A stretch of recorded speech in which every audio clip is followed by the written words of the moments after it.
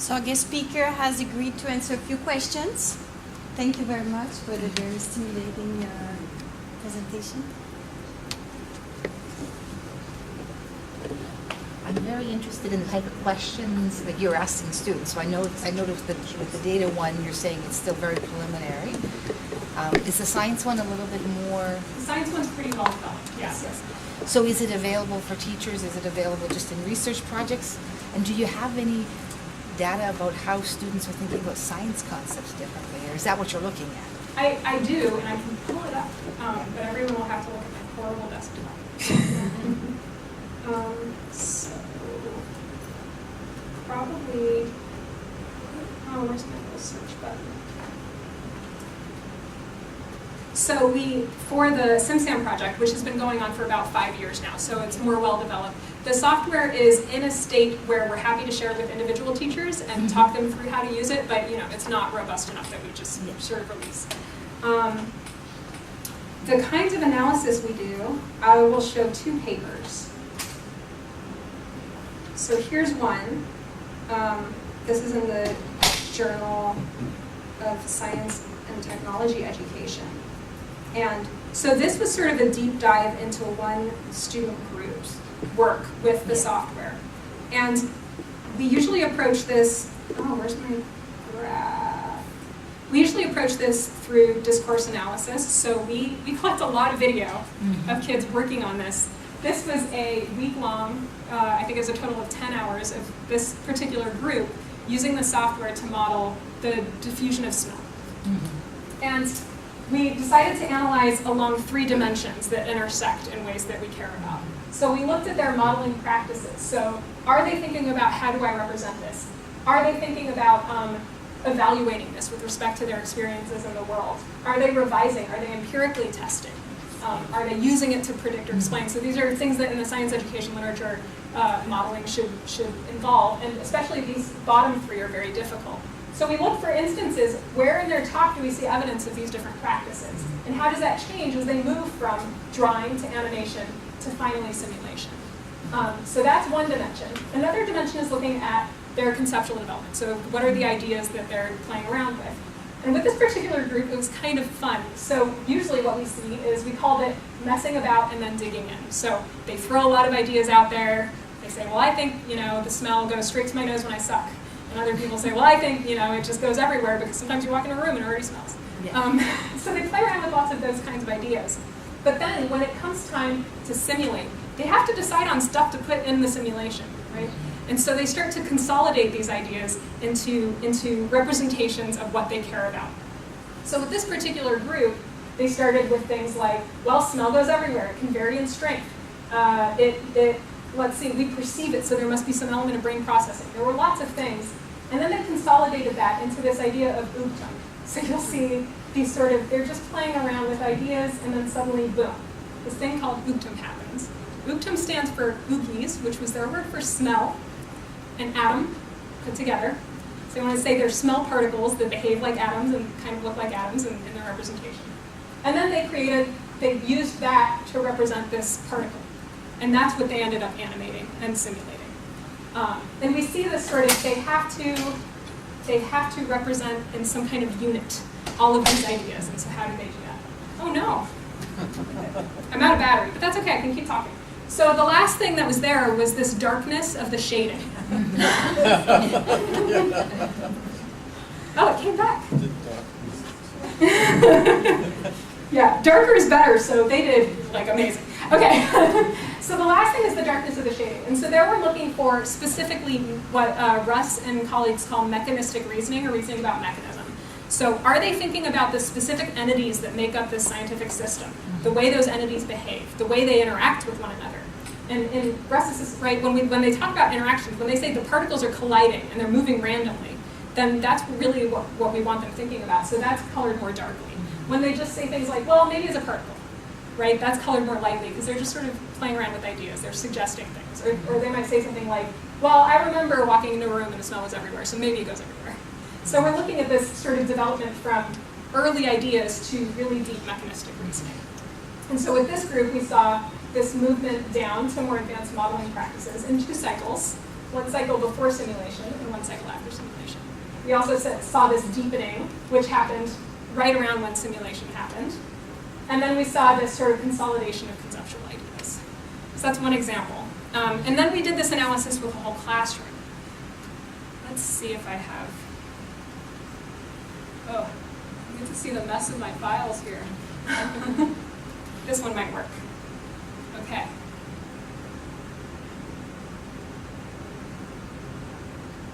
And so here we looked at using those same techniques, but focusing in on modeling practices, sort of progression of entire groups of students within a classroom. And in this case, we saw 7 of the 10 groups that we worked with sort of deepen in their modeling practices and in their mechanistic reasoning. We also found that the students that didn't, the reason they didn't is because they thought that animation was meant to do something different. So the reason we made it stop motion animation is that we wanted students thinking about entities and how those entities move around. And stop motion animation is pretty good at that.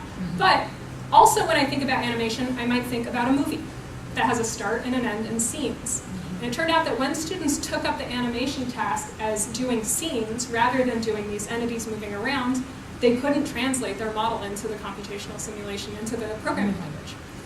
And so that's what we look at in this. And so now we're interested in how do we build support to get them thinking, we know animation's about movies, but this time we really want you thinking about the things that are moving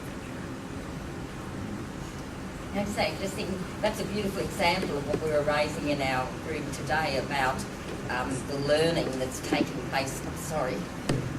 To say that's a great example of what we were talking in our group today about evidence of these students learning and looking at their development through the use of the tool, and that's a really excellent tool for showing the data and how the data changes and so on. So that was really what I was talking about today in that's lacking in some of the, what appears to be lacking in some of the programs, particularly say some of the other programs.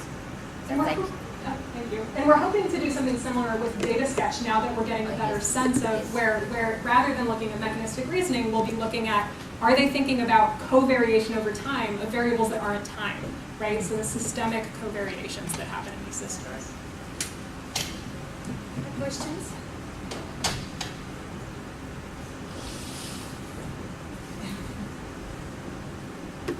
You showed a diagram whereby you first presented to the student the data. I'm thinking of the temperature rainfall, where you first introduced it. It's a static representation, and then you went to a dynamic representation. Yes. Have you looked at the possibility of reversing that role, whereby actually the dynamics generates the data and see whether the students have a better understanding? That's interesting. So no, we haven't done that particular order. These students are part of a 3-interview series. So in the first interview, we present them with dynamic visualizations. Those visualizations don't generate data that then they have to interpret. We just look at how they interpret the dynamic visualization. So we do have some information about how they make sense of the dynamic visualization. And usually it does help them do this coordination that we don't see with the static representation. But it would be interesting to reverse that for some of the students and see what the scaffold is. Thank you. Other questions?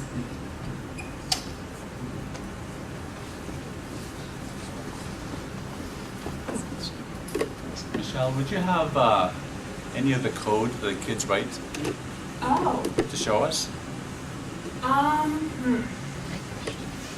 I'm trying to think. So,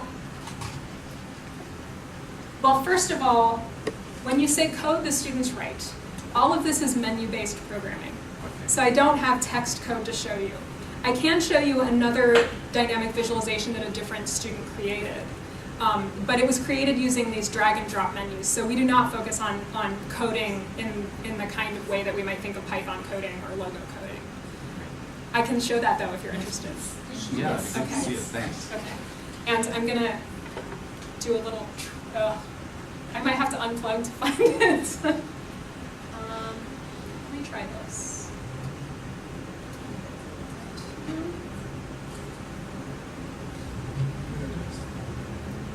I'm gonna unplug for just 1 second. Apologies. And, here's the second one. Okay. And I think this time, while I'm back, okay. And so this is another interview. Oh, there it is. Okay, Let's take a little while. So this time I'm going to mute the interview so that you just see the construction, and I'll sort of talk through that. So this was another interview with a student who went through the same protocol as the student that I demonstrated earlier. And he decided that he wanted to look at, let me see if I remember the parameters offhand. Wind, the gusts of wind, not the average mile per hour of wind. Visibility, and I don't remember the third thing. The reason he decided to look at that is he said, it's important to know, and you'll see this in a second. I'm going to wait for it because it's a nice unveil. And I should mention, these are students that live in suburbs of the Bay Area. And so he was very interested in gusts of wind and other weather dynamics that are important for driving, because he wanted to know how it would affect the safety of his commute. And so that he embedded into his visualization here as this. So I think this was meant to represent the visibility around the car. And so maybe I'll sketch through this a little bit.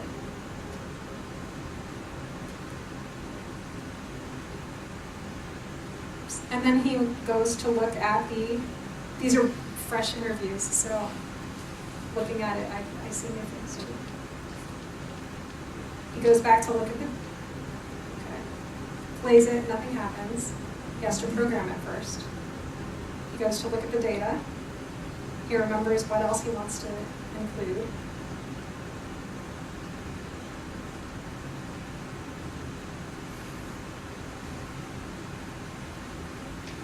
Sketch through a little. Okay, and then he decides to program. So often the students will create the whole scene and then program each piece, but this student's creating is programming them in order. So now he's grouping. This is sort of an annoying feature that I don't think we can get away from. If they let go, then that's an object, and then they have to pen back down. So now he's grouping all of the pieces of this cloud so that it's a single object. Let me know if you'd like me to stop this for scheduling. Yeah. So I have a question. Alan Kay developed Squeak years ago, and I play with it just a little bit, so I don't know that much about it. I mean, I could make the car go around. I'm wondering, so that was objects that students drew, and then you highlight them, they become objects you can code, and around them you can, as you mouse over it, you can choose code to program it. So I'm just, I like what you've done. So this is just, I'm wondering could we use Squeak to do some of this? Probably. Like, in other words, you can use that coding environment for kids, or would it be too complex, or? So I also haven't played much with Squeak. Yeah.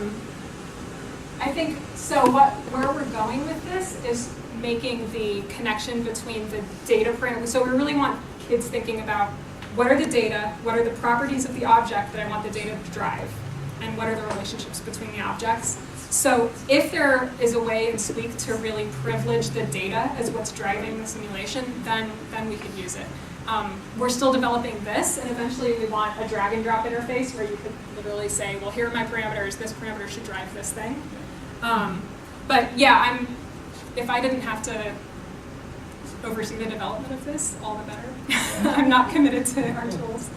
So just the last comment, I mean, I really like what you have there. It's very innovative. I'm just thinking when I saw the objects, I thought maybe, the mouse over, and then add, it's kind of, feels intuitive. You don't have to go somewhere else. Yeah, it's and we the have object itself. a prototype that does. So we have different prototypes with different interfaces, and this one's just the most stable right now.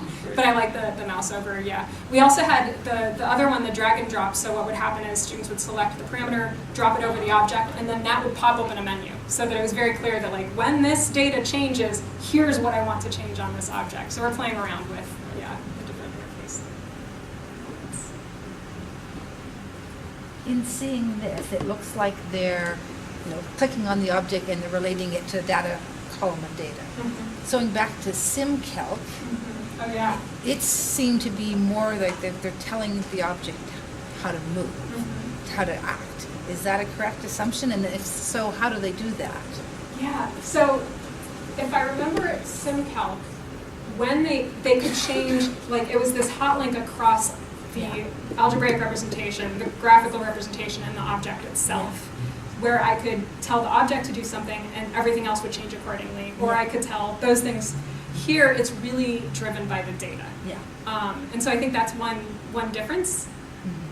It'd be interesting, so some people have asked about like, what if I said I wanted my data to look this way, and I used this as a way to sort of simulate and then produce data. That's something that's interesting and that we kind of do in the SimSam project. I'd be interested in looking at it, but I think for now we're more interested in like the construction of these visualizations from data. And I'm actually, I teach the coding and communication courses, some of them here, so I teach coding and communication. And I'm looking at the science thinking, that sort of fits more in what I'm doing with that course. Like I'm just sort of playing at how do I bring these ideas, how do I get kids to build teacher candidates to help students build simulation. So that's SimCal, I know it's not math and we're math, but I'm sort of thinking about wanting to explore that more in terms of how that fits into that mandate of that course. So that's what my thinking is. And I should say that we're using this in the context of science a lot of the time. So and I know that was another one of Dr. Bish's points yesterday, is that these things are all connected. Other questions?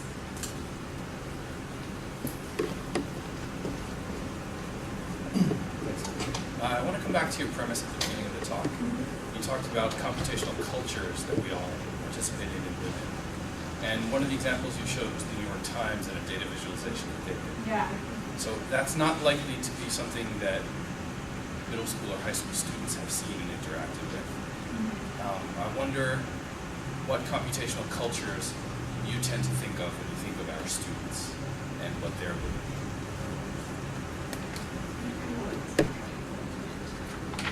Yes, and there are a lot of computational cultures that students are already engaged in that we're not talking about here, right? So like social media, games, Minecraft.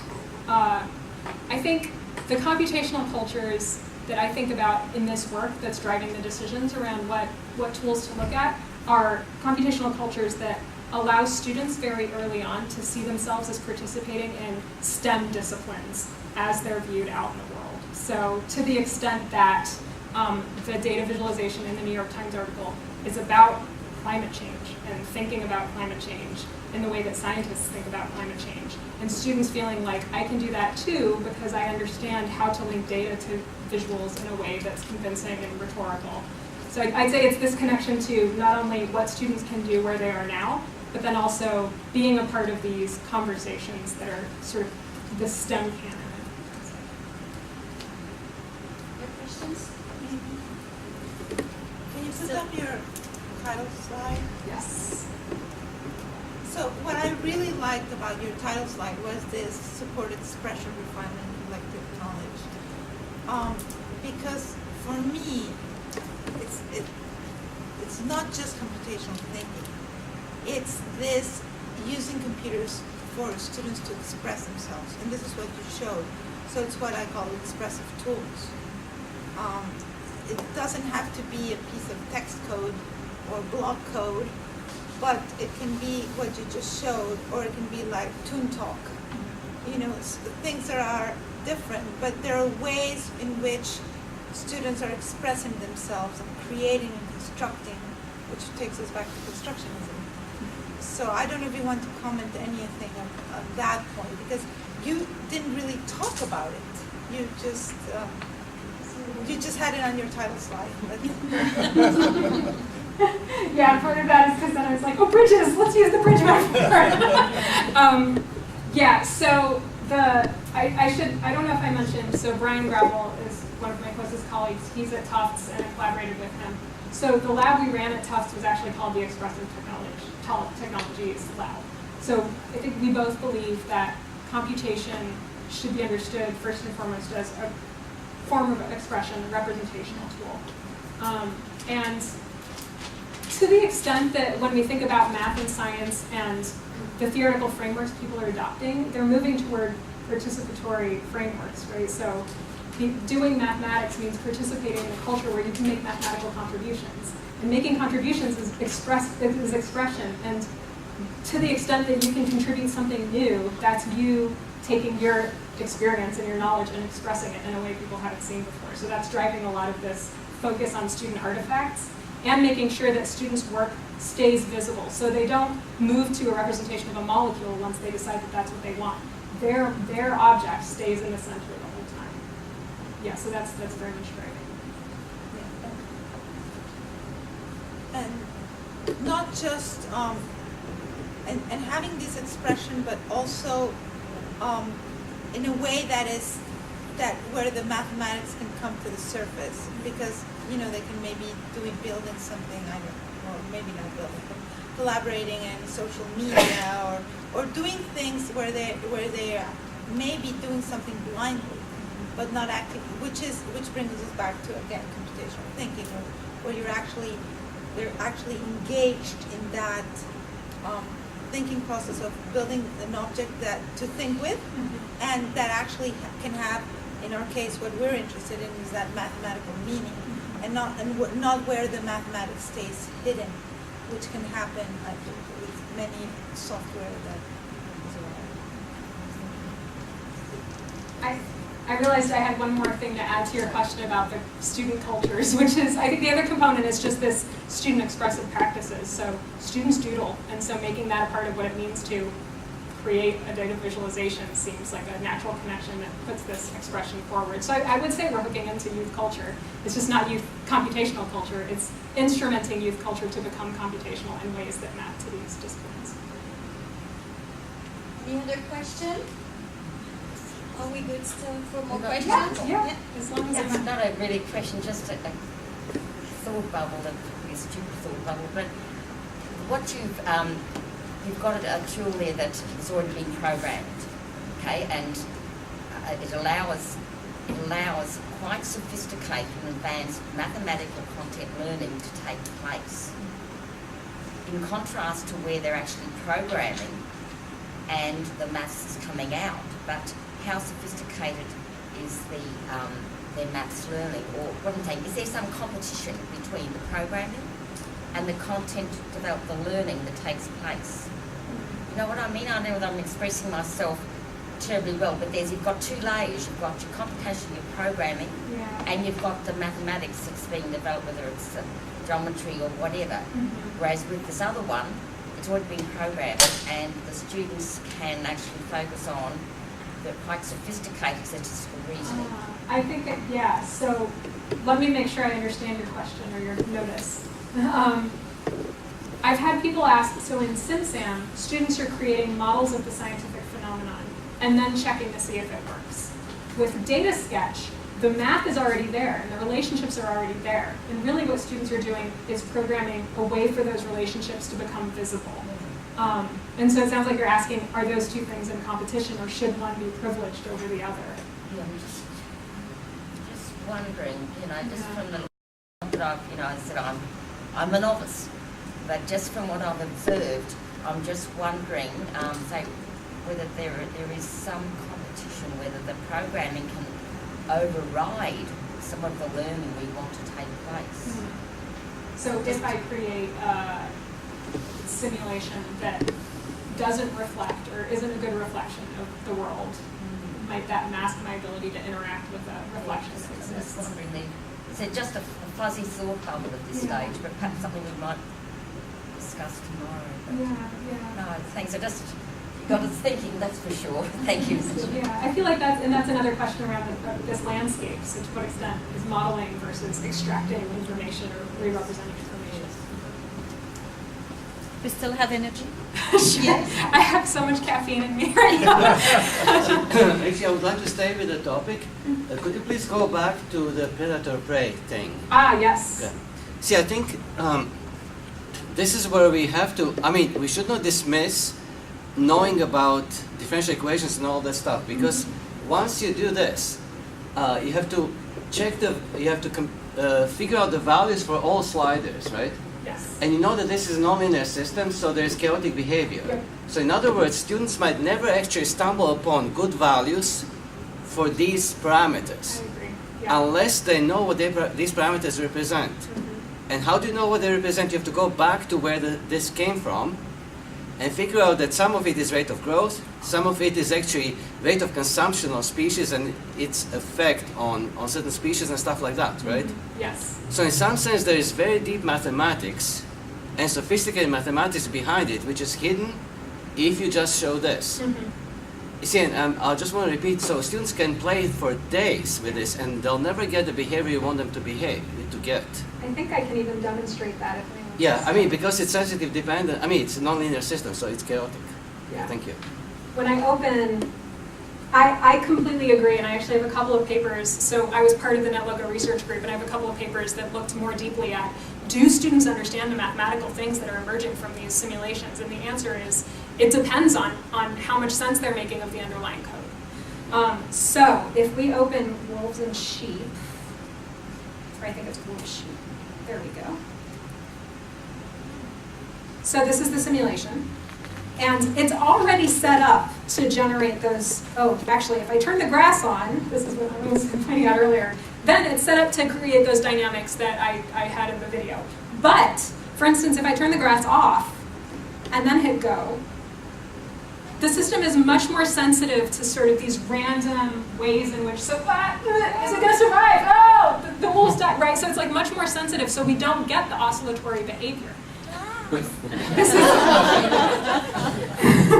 I'm a knitter, so this is not the worst outcome to have a lot of wool. Well, ask wolves about whether it's worse or not. So there's one instance, or for example, we might open the simulation and these numbers aren't set up to be especially favorable. So who knows what's going to happen now? Does anyone have predictions? I sort of changed a bunch of them, so I don't know how much of an informed effect. So let's see what happens this time. Oh. And then that's the end of the wolves. I bet in most cases you'll get one or the other extreme. Yes, yeah. So because this balance is really difficult to achieve, which actually is a good lesson. You know, if you give it to students and they'll either kill sheep or wolves, they realize that it's a very sensitive thing, right? So this ecosystem that this functions in really depends on finely tuned parameters. Yeah, I agree. And so a student could be playing around with these forever and just get these weird, right, like one dies, the other dies. That's just what happens. And they never get to Log of Volterra. But there are these other things that they can get to that these chaotic systems are very sensitive. That adding grass almost always stabilizes this system. So actually the more elements in a complex system, the more stable the system is, which might seem counterintuitive, like it seems more complex, there's something can go wrong, but it stabilizes things. So I think, again, when we go to the values of a culture, the values of agent-based modeling and what it can reveal are different in some important ways from the values that differential equations can reveal. Other questions?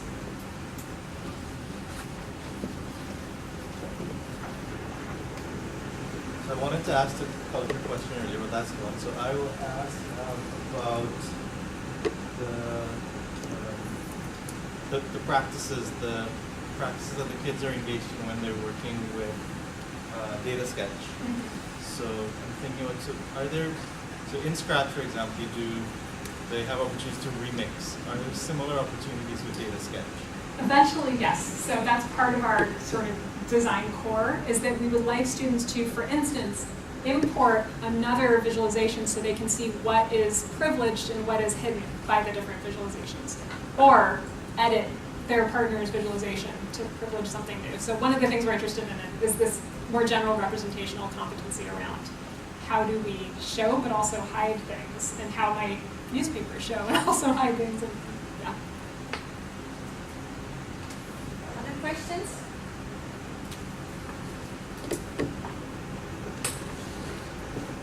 Thanks a lot for sharing very illuminating ideas with us. Could you please just show again that table you used in your paper for analysis? Yeah. You know, I'm glad that I keep my papers organized in a So this one. I found that very interesting. And could you please just let us know how do you build that So, first of all, I should say it is inspired by other methods, namely Cindy Mello Silver has a chapter in a 2011 book, the citation's here, but I'm not going to remember it, where she talks about what she calls a Kortstra diagrams. So I don't remember what the letters stand for, but it's an acronym. There's a C and an O and a T and an R and a D. So we were first inspired by that. And really what she looks at with those is, over time, sort of these different dimensions they're interested in and their co-occurrence. So initially we tried doing that for all three of these dimensions. So these were the three things that, even before the project started, we knew we were interested in, and we were interested in their co-development. So we had the modeling practices, the conceptual ideas, but then also mechanistic reasoning down here. And what we found out is that the only way we could make sense of mechanistic reasoning is in the context of these other two things. So we would find ourselves sort of like, well, every time they're representing, they're described, right? They're doing this step where they have to identify entities, because what else would they be representing? And so it was so tied up in these other practices and ideas that they were grappling with that it made more sense to do this. And I think theoretically, right, so you're modeling in service of making sense of the mechanism. And your ideas are about the mechanism. And so, of course, mechanism can be embedded in these other things. But it was iterative. We saw some stuff, thought it made sense, tried it out, and that process is described in more detail in this paper. Other questions? I think we're good now. Thank you.